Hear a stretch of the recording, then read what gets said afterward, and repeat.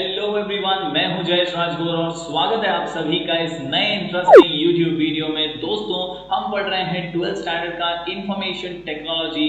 जी हां दोस्तों, IT subject for science, commerce and art stream. दोस्तों, तीनों ही स्ट्रीम्स के लिए इंफॉर्मेशन टेक्नोलॉजी एक बहुत अहम सब्जेक्ट बन जाता है। प्रैक्टिकली और थियोरेटिकली ये बहुत ज्यादा बोर्ड एग्जाम में मार्क्स देने के लिए उपयोगी है और इसीलिए इंफॉर्मेशन टेक्नोलॉजी की अगली सीरीज लेकर मैं हाजिर हूं आपके सामने। बने रहिए हमारे चैनल पर। दोस्तों, अगर आप इस चैनल पर नए हैं तो प्लेलिस्ट को जरूर विजिट कीजिए। वहां पर आपको इकोनॉमिक्स, ओसीएम और आईटी के अलग अलग वीडियोस चैप्टर वाइज हमेशा मिलते रहेंगे।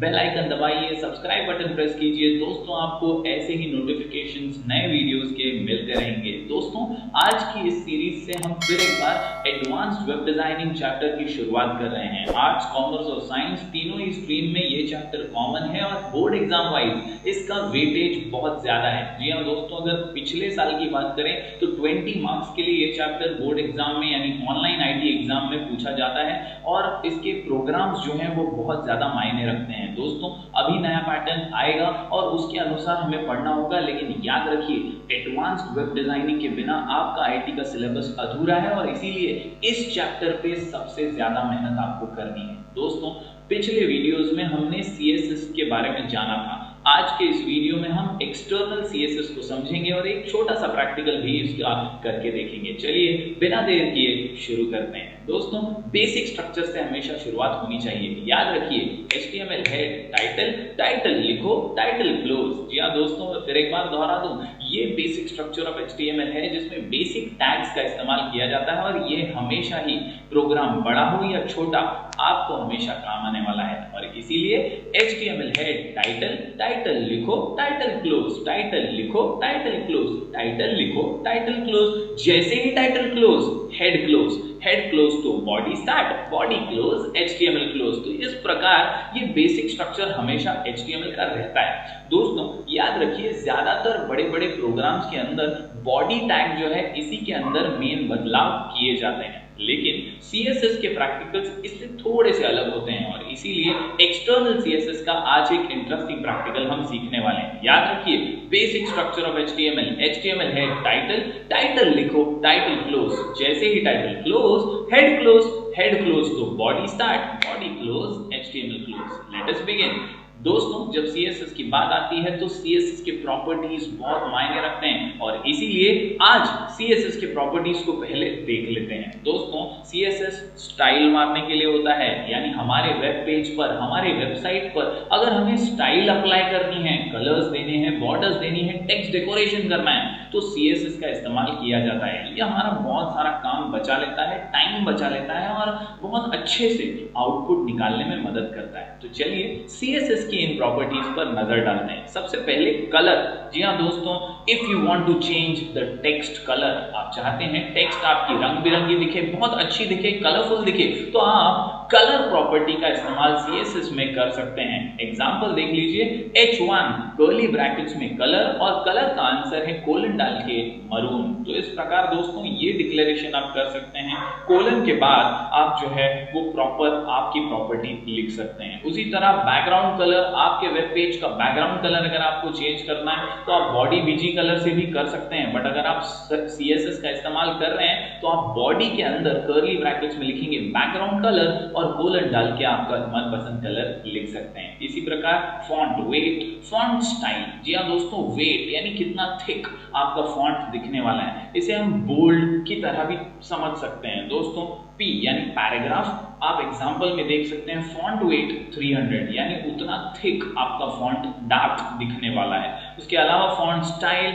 इटैलाइज, ऑब्लिक, ये कुछ अलग अलग स्टाइल्स होते हैं जिससे हम फॉन्ट को दिखा सकते हैं हमारे वेब पेज पर। यहाँ पर फिर एक बार पैराग्राफ के अंदर हमने उसको एग्जांपल में ढालने की कोशिश की है। Paragraph font style is equal to italic. आपने बहुत सारे फॉन्ट स्टाइल देखे होंगे, ऑब्लिक है, इटैलिक है या अंडरलाइन है या बोल्ड है, ये अलग अलग स्टाइल है। यूजुअली फॉन्ट स्टाइल में इटैलिक यूज किया जाता है। दोस्तों टेक्स्ट डेकोरेशन की बात करें तो strike through marks, underline, over strike, to remove underlines from the links, ऐसी चीजें हैं जो टेक्स्ट डेकोरेशन में आती हैं। इसका सिंटेक्स भी यहाँ पर दिया है एग्जांपल में। पैराग्राफ के अंदर आप देख सकते हैं टेक्स्ट डेकोरेशन कोलन डाल के अंडरलाइन, उसके बाद अगर ए यानी हम एंकर टैग की बात करें तो एंकर पे हमें डालना है टेक्स्ट डेकोरेशन नन। तो इस प्रकार दोस्तों आसानी से आप CSS की प्रॉपर्टीज का इस्तेमाल कर सकते हैं। फिर बात करते हैं टेक्स्ट अलाइनमेंट की। अगर आपको टेक्स्ट अलाइन करना है सेंटर में, लेफ्ट में या राइट में, तो जहां पर भी आपको अलाइनमेंट चाहिए CSS की भी ये प्रॉपर्टी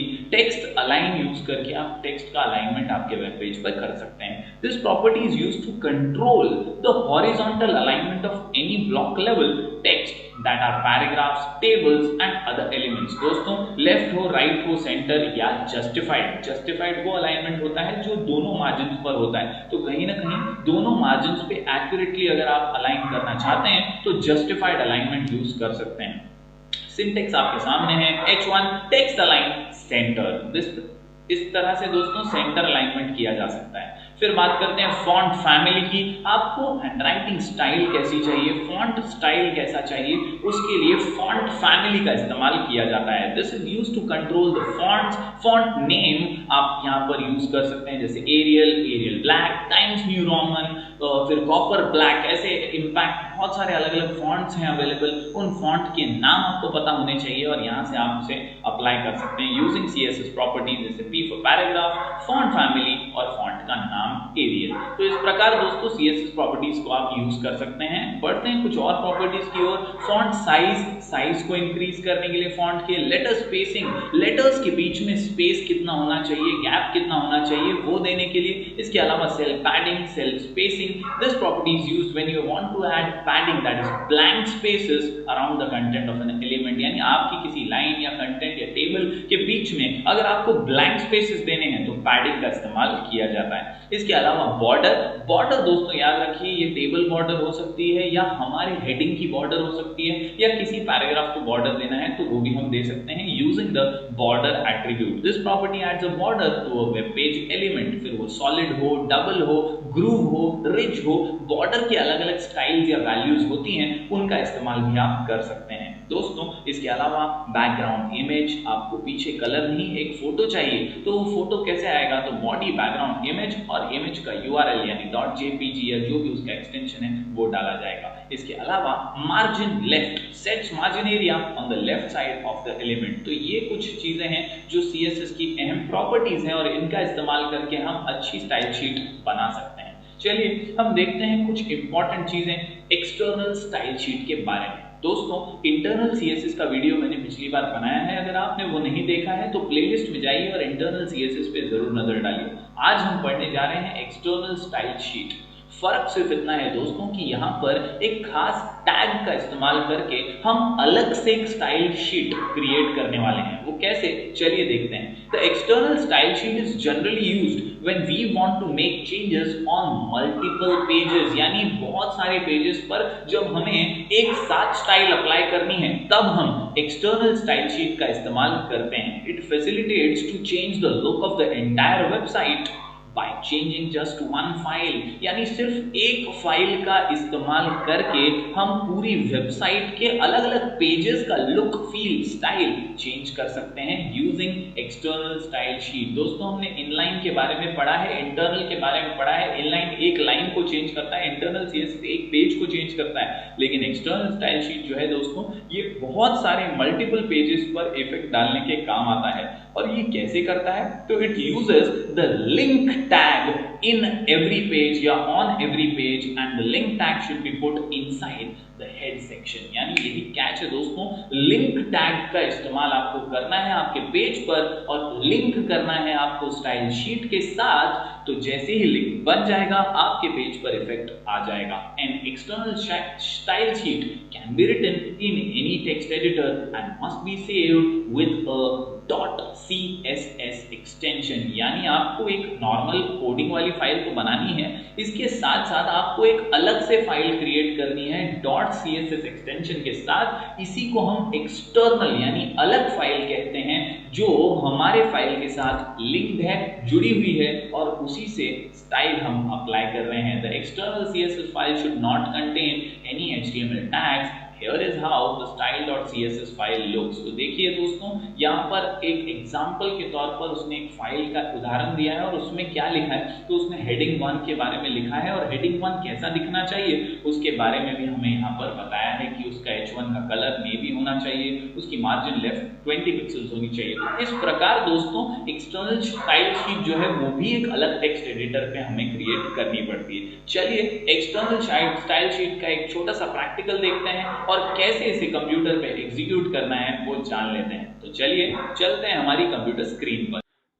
तो दोस्तों सबसे पहले नोटपैड ओपन कर लीजिए। दोस्तों आज हम लोग एक्सटर्नल CSS का एक प्रैक्टिकल करने वाले हैं। आप अपने टेक्स्ट बुक के अंदर ये छोटा सा प्रैक्टिकल देख सकते हैं। इसी प्रैक्टिकल को आप परफॉर्म करने वाले हैं।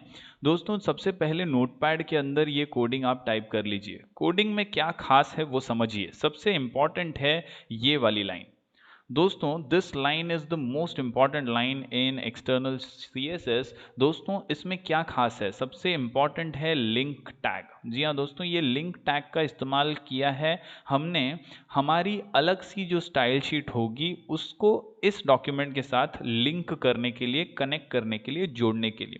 दोस्तों ये क्या होता है एग्जैक्टली, यहाँ पर हमने REL यानी रिलेशन एट्रीब्यूट का इस्तेमाल किया है लिंक टैग के साथ, जहाँ हम बता रहे हैं कि हमारा ये जो फाइल है इस फाइल को हम किसी दूसरी फाइल के साथ लिंक कर रहे हैं। दोस्तों वहाँ पर वो जो फाइल है उसके अंदर हम एग्जैक्टली क्या कलर चाहिए, क्या डेकोरेशन करना है वो उस फाइल में लिखेंगे। यहाँ पे सिर्फ हम लिंक देने वाले हैं और इसीलिए तो इसे एक्सटर्नल CSS कहते हैं, क्योंकि यहाँ पर हम इस फाइल में कुछ नहीं करेंगे, हम जो दूसरी फाइल होगी उसके अंदर हमारे डेकोरेशन की कोडिंग लिखेंगे। दोस्तों फिलहाल इस मेन फाइल को समझिए। लिंक टैग उसका रिलेशन हम दे रहे हैं स्टाइल शीट और इसे लिंक कर रहे हैं हम href लिखकर। href हाइपरलिंक होता है दूसरी फाइल के लोकेशन का। हमारी दूसरी फाइल है style.css, यानी इस नाम की हमें एक फाइल बनानी होगी और उसके अंदर हम डेकोरेशन से रिलेटेड कोडिंग लिखेंगे। बाकी कुछ भी नहीं है दोस्तों, इस एक लाइन का पूरा खेल है। इस लाइन में ज़रा भी मिस्टेक मत कीजिए। दो जो चीज़ें हैं वो इंपॉर्टेंट हैं, एक तो लिंक टैग और दूसरा हाइपर लिंक करके ये फाइल का जो नाम है style.css। ये दो चीज़ें इंपॉर्टेंट है, बहुत अच्छे से इसका ध्यान रखिए। बाकी फाइल में कुछ भी नहीं है। हेड क्लोज कर दिया है। बॉडी के अंदर हमने हेडिंग 1 दे दिया है, दिस इज अ हेडिंग करके। तो दोस्तों इतना ही इस फाइल में करना है। याद रखिए लिंक टैग जो होता है ये बहुत इंपॉर्टेंट है एक्सटर्नल CSS में, और ये हमेशा हेड ओपन और हेड क्लोज के बीच में लिखा जाएगा। तो मैं इसे सेव कर देता हूं। I will go to file, I will click on save as. Save as करके मैं इसका नाम देता हूं सपोज एक्सटर्नल CSS, और जैसा कि मैंने आपको हमेशा से बताया है HTML की फाइल को हमेशा आप .html एक्सटेंशन के साथ ही सेव करेंगे। तो एक्सटर्नल CSS.html नाम से मैं ये फाइल को सेव कर देता हूँ। लोकेशन है मेरा डेस्कटॉप, आप अपने किसी भी लोकेशन में इसको सेव करें। सेव कर दिया मैंने इसको। अब सेव करने के बाद आपको क्या करना है दोस्तों, आपको एक और न्यू नोटपैड ओपन करना होगा। जी हाँ दोस्तों, न्यू नोटपैड मैं ओपन कर लेता हूँ। इस ब्लैंक नोटपैड पर आपको अब style.css क्रिएट करना होगा। जी हाँ दोस्तों, ये दूसरी फाइल है हमारी जिसके अंदर हम डेकोरेशन के बारे में कोडिंग लिखने वाले हैं। तो ये जो हमारी फाइल है ये अहम है, बहुत इंपॉर्टेंट है, क्योंकि हम लिंक जो है वो इसी फाइल का देने वाले हैं। तो मैं जो है अब दूसरी जो फाइल में बनाऊंगा उसके अंदर मैं ये टेक्स्ट लिखने वाला हूँ। याद रखिए दोस्तों हमेशा से कि The external CSS file should not contain any HTML tags, यानी इसके अंदर सिर्फ आपको डेकोरेशन की कोडिंग लिखनी है बस। तो मैंने यहाँ पर क्या लिखा, CSS की प्रॉपर्टीज यूज की, H1 कलर मैंने चूज कर लिया है यहाँ पर नेवी, मार्जिन लेफ्ट में 20 पिक्सल्स मैंने यहाँ पर दे दिए हैं। इतना करने के बाद आपको इसे सेव करना है। इसे सेव करने की प्रक्रिया बहुत सिंपल है लेकिन बहुत अहम है, इसमें मिस्टेक मत कीजिएगा। फाइल में जाइए, सेव एज पर क्लिक कीजिए। दोस्तों यहाँ पर मैं इसका नाम देता हूँ स्टाइल। अच्छा, अब स्टाइल नाम देने का रीज़न बहुत इंपॉर्टेंट है, क्योंकि जो हमने दूसरी पहली जो हमारी फाइल थी उसके अंदर लिंक दिया, वहाँ पर हमने style.css नाम से लिंक किया है। तो अगर आप इसका नाम कुछ और लिखेंगे तो आपकी फाइल लिंक नहीं होगी, कनेक्ट नहीं कर पाएगी। तो यहाँ पर जो नाम दे रहे हैं और लिंक के साथ जो नाम लिखा है वो दोनों सेम होना चाहिए, ये हमेशा ध्यान रखिए। और आखिरी खास बात, इसका जब आप सेव करेंगे तो एक्सटेंशन जो है वो .html नहीं रहेगा, .css रहेगा। बस यही फर्क है दोस्तों। HTML की फाइल को हम .html से सेव कर देते हैं, CSS की फाइल को सेव करने के लिए .css हमें लिखना है अंत में, और इसे सेव कर दीजिए। अब इसे सेव करने के बाद दोस्तों हम जाएंगे हमारे लोकेशन पे। हमारा लोकेशन है डेस्कटॉप, मैं डेस्कटॉप पर चले जाता हूँ। डेस्कटॉप पे मुझे फाइल मिल गई मेरी, ये रही एक्सटर्नल CSS। मैं इसे ओपन कर लेता हूँ तो मुझे आउटपुट यहाँ पर नज़र आ रहा है। तो दोस्तों आप देख सकते हैं यहाँ पर नेवी कलर में मुझे यह आउटपुट नज़र आ रहा है, दिस इज़ अ हेडिंग। दोस्तों ये नेवी इसलिए नज़र आ रहा है क्योंकि यहाँ पर मैंने H1 कलर नेवी लिखा हुआ है। और अगर मैं इसे यहाँ पर चेंज करता हूँ और सेव करता हूँ तो यहाँ पर रिफ्रेश करने पे मुझे आउटपुट में रेड कलर नज़र आ जाएगा। तो दोस्तों इस प्रकार आप आसानी से जो है आप दो फाइल्स बनाएंगे। एक फाइल में आप कोडिंग लिखेंगे, दिस इज योर कोडिंग, जहाँ पर हमने क्या किया है, लिंक दिया है, लिंक ऑफ style.css। तो आप दूसरी फाइल बनाएंगे style.css नाम से, जिसमें आप इतनी एक लाइन लिखेंगे और फिर सेव करेंगे, दोनों लिंक हो जाएंगी और आउटपुट आपको आसानी से मिल जाएगा।